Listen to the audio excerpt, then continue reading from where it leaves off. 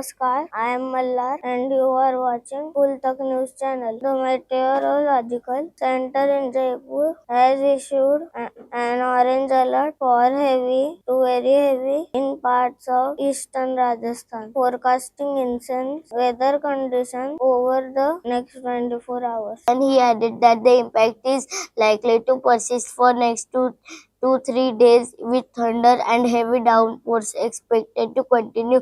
The Kota division comprising Baran, Kota, Bandi and Jhalawar districts has been placed under an orange alert, indicating the possibility of more than 200 millimeters of rainfall within a 24-hour period. Elsewhere, districts in the Jaipur, Udaipur and Bharatpur divisions are also likely to experience moderate to heavy shower during this period. Residents have been advised to remain cautious and take necessary safety measures. The Indian Meteorological Department has further reported that the southwest monsoon is expected to advance into parts of Delhi, Chandigarh, Haryana, western Uttar Pradesh, Punjab, and Jammu and Kashmir